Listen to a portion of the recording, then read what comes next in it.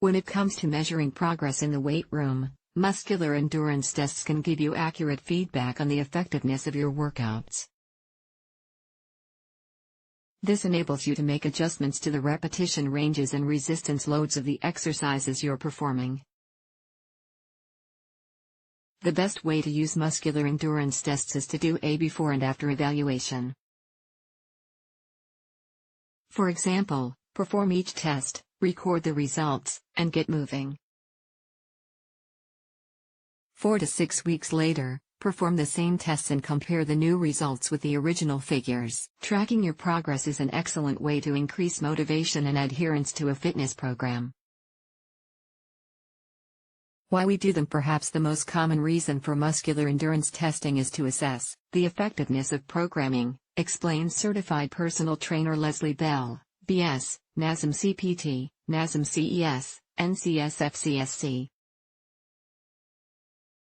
Beyond testing the effectiveness of a workout routine, Bell notes that muscular endurance assessments also give a tiny glimpse at how well you might be able to perform activities in your daily life, which is, by definition, a measure of your physical fitness. How to measure your muscular endurance? There are a variety of ways to measure muscular endurance. If you have access to a certified trainer or physical therapist who can supervise the tests, this is the route to go. But if you're assessing muscular endurance on your own, here are some tests you can use to measure various muscle groups.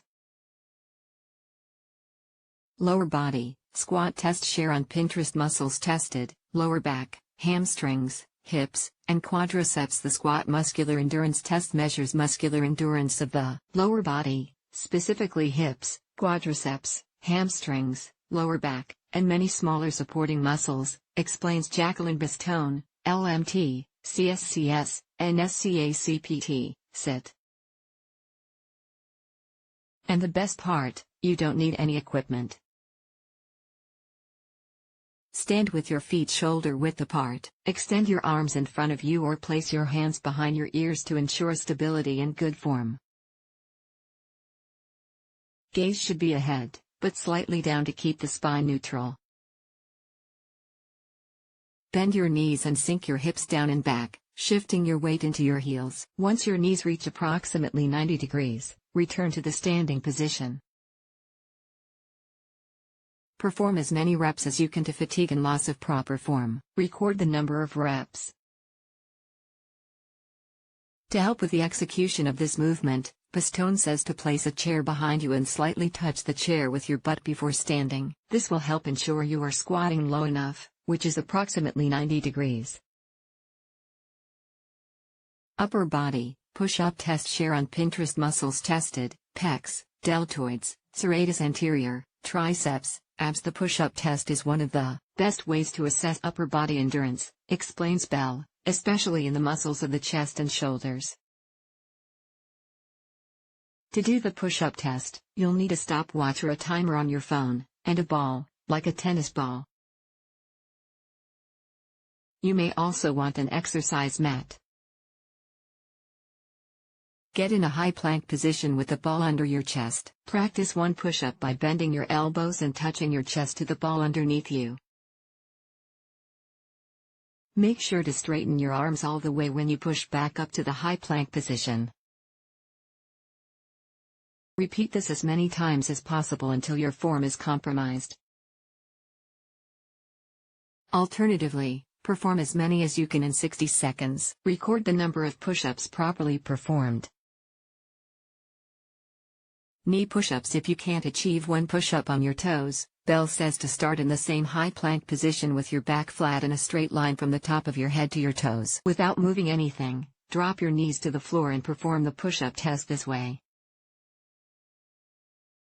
This will be a more achievable push-up position.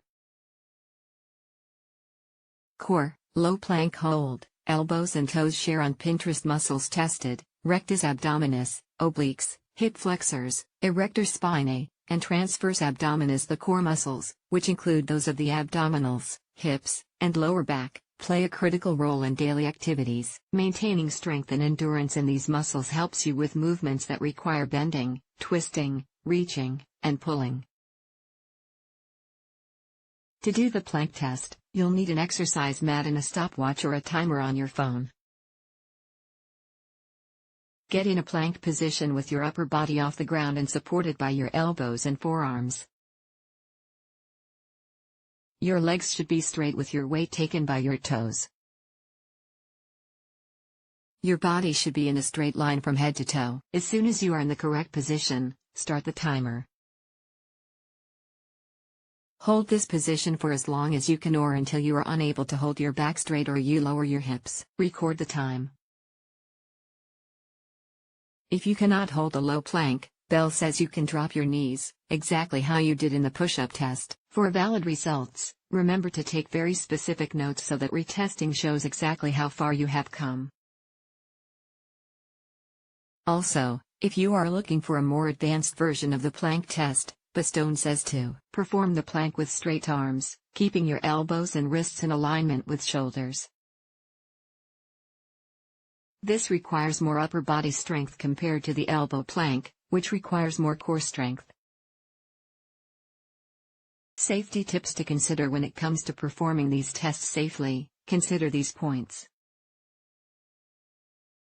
Before beginning any sort of physical assessment, make sure you are physically able to perform the tests safely. If you have any concerns about your ability, ask a certified trainer or physical therapist for assistance. If you feel pain, dizziness or nausea, discontinue the assessment. As soon as your form is compromised, stop the test. If you're having difficulty maintaining the correct execution of the move, consider one of the modifications. How to improve muscle endurance. Having a goal to work toward can help you stay focused, motivated, and committed to your health and wellness. Comparative charts are available for each of the muscular endurance tests based on age and gender. But Bastone says she's not a fan of using these charts as they can leave you feeling defeated and discouraged if you do not measure up to the norm. That's why using your own results to measure progress is key to improving muscular endurance. With that in mind, once you have baseline results, make sure to include exercises in your overall fitness routine that boost muscular endurance in the major muscles in the body. Additionally, part of your focus needs to be on training in a higher rep range that encourages muscular endurance. For example, performing strength training exercises with light weights for a high number of reps will help your muscles develop the mitochondrial density and aerobic efficiency required to support endurance training efforts. Strength training exercises include squats, push-ups, planks, rows, lunges, chest press, shoulder press, biceps curls, triceps dips. The recommended rep range for muscular endurance is 12 to 15 reps. Endurance versus strength. Muscular endurance tests, which assess the muscle's ability to resist fatigue, fall under the broader category of muscular fitness assessments, according to the American College of Exercise. Muscular strength tests, which measure the maximum amount of force you can produce in a specified number of repetitions, is the other muscular fitness assessment. The takeaway: muscular endurance tests are a useful tool to help you assess the ability of a specific muscle or muscle groups to resist fatigue. Testing for muscular endurance not only helps you assess your current fitness routine and make adjustments to your workouts, but it also gives you a better idea of your body's ability to perform essential daily living tasks.